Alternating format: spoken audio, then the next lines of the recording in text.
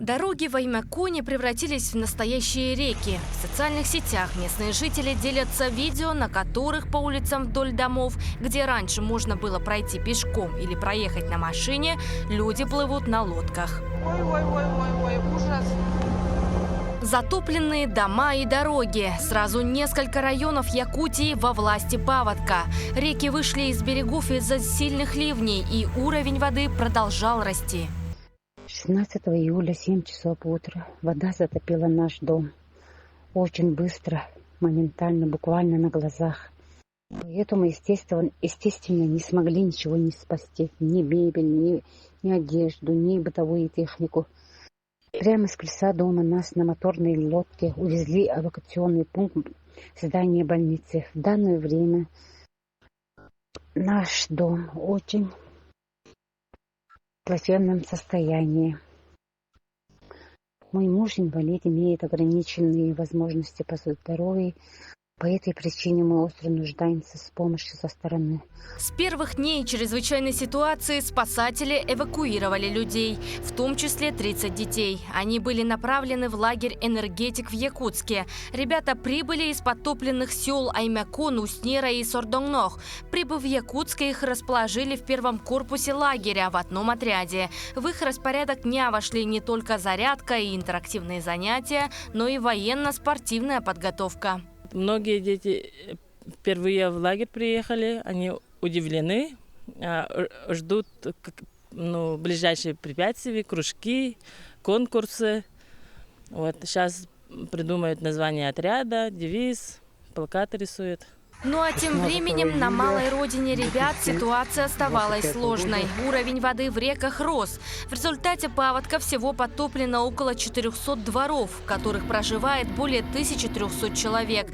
Страдали и животные. В сети появились кадры, как на небольшом пятачке пытаются спастись от воды коровы. Продукты и предметы первой необходимости, тепловые пушки и генераторы спасатели доставляли по воздуху. Ежедневно мониторили ситуацию. Пострадали 124 жилых помещения, врачебная амбулатория в селе Аймякон, Уснерский краеведческий музей, объекты ЖКХ и дороги регионального значения. Под село Аймякон. Дорога промыла. Якутия оперативно отреагировала на чрезвычайную ситуацию. Власти региона приняли ряд мер для минимизации последствий стихии. Правительственная группа регулярно работает на местах. Посетил пострадавшие районы и глава Якутии. Он встретился с местными жителями, выслушал их пожелания и предложения. Конечно, фронт работы достаточно большой. Это и восстановление дорог, восстановление электросетей, это работа по связи. Ну и, конечно же, это работа по восстановлению жилья. К сожалению, ряд жилых помещений у нас утерян. Мы понимаем, что они уже не подлежат восстановлению. Мы вчера как раз в этих домах были. Сейчас правительство должно достаточно оперативно уже принять решение по всему спектру вопросов. С первых дней подтопления землячества районов оказывали помощь пострадавшим. Их силами удалось собрать и отправить более 5000 тонн посылок. Сортировка не останавливалась ни на минуту. Все для того, чтобы как можно скорее отправить еще одну партию груза. Одеяло, подушки.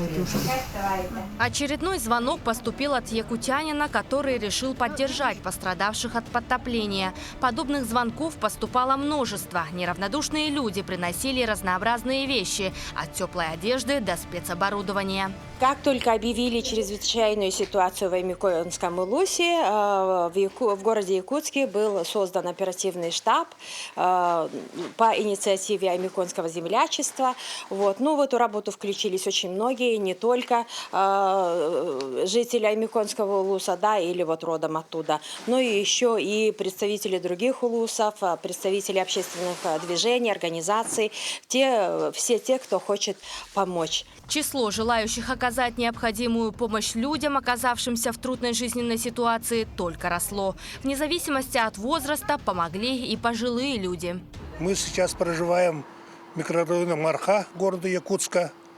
Из средств массовой информации узнали о наводнении Аймякона и решили помочь жителям этого пострадавшего поселка. Мы желаем, чтобы вот быстро эта вода спала, чтобы люди успели до зимы поправить свои жилища, свои там вещи.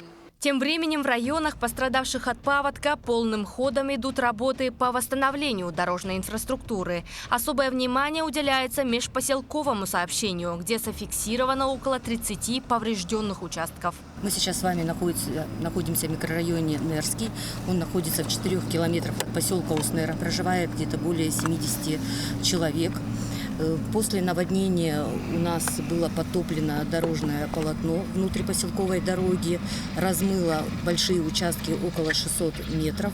На сегодняшний день организациями, которые находятся на территории поселка, проводятся восстановительные работы по дорожному полотну.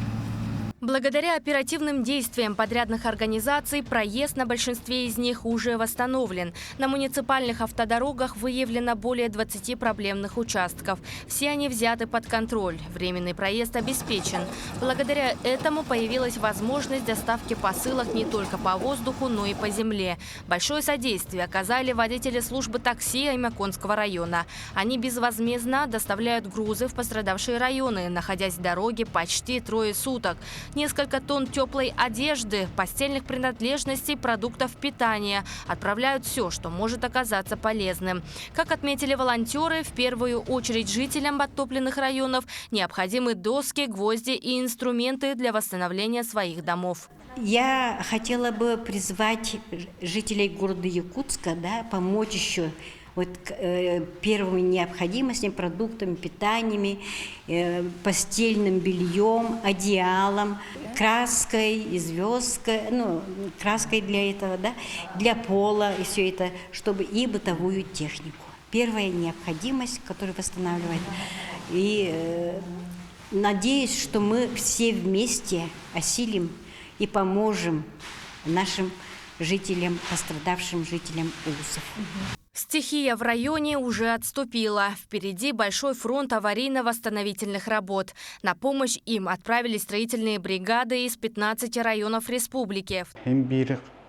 Неважно, в каком районе случилась чрезвычайная ситуация, мы все равно, несмотря ни на что, должны помочь. Объединив силы, мы ускорим процесс восстановления. В данном положении только общими усилиями получится быстрее привести все в норму. Именно поэтому мы приняли решение отправиться в Аймяконский район.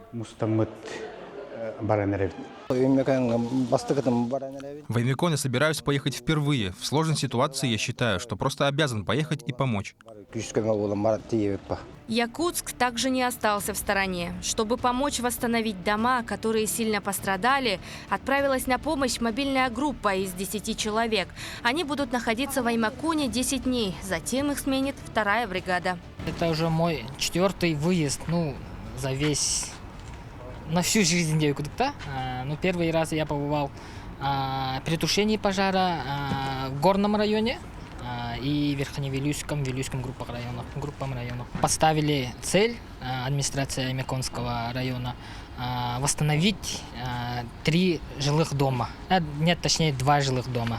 Только в Аймяконе необходимо отремонтировать более 7 тысяч квадратных метров жилья. 5 домов восстановить невозможно. Для таких семей будут строить новое жилье. Уже принято решение, что 4 из 5 пострадавших семей переселят в 4-квартирный дом, строящийся по линии общереспубликанского движения добрых дел.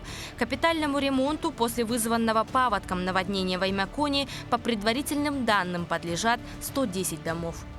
Все мы знаем, что недавно в Аймяконе полюс холода было наводнение. Были затоплены очень много домов, в том числе и мой дом был затоплен. Мы восстанавливаем наш дом. Мы работаем сами, потому что нас в семье очень много. Мы очень большая семья. В данное время мы работаем над восстановлением пола, потому что так как вода затопила полностью, вода была тут по колено. Гуманитарную помощь от республики мы получали регулярно, а на днях на материальную помощь подали заявку. Если восстановить дома можно без последствий, то потеря сельхозугодий – настоящий удар. Известно, что в Аймяконе затопило 43 коровника. Учтены ущербы по посевам корма в объеме 40 гектар, в том числе 70 га посевных однолетних кормовых культур. Также зафиксировано затопление сенокосных и пастбищных угодий и коневодческих баз. Отметим, в этом году в республике заготовлено 434 тысячи тонн сена, 24 тысячи силоса и 13 тысяч тонн сенажа. Из-за затопления сенокосных угодий в северных районах план занижен до 395 тысяч тонн.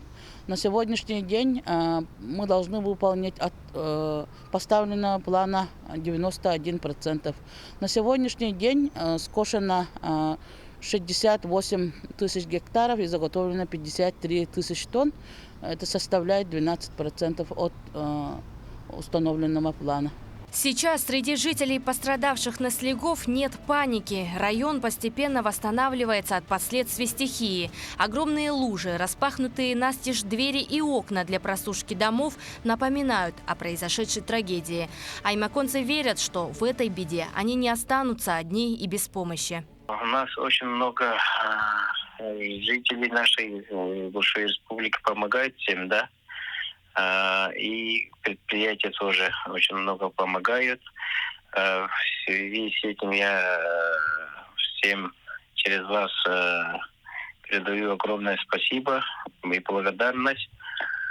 И в Фонд социального развития тоже материальная помощь поступает. Большое спасибо нашему Ильдархану и всему правительству. Они с первых дней нам очень оперативную помощь предоставили. Поэтому народ это чувствует. Аварийно-восстановительные работы должны успеть завершить до начала отопительного сезона в республике. Руководство Якутии обещает оперативно помочь пострадавшим от паводка и финансовой помощью. Поступило около 1900 заявлений. Первые выплаты уже начали поступать.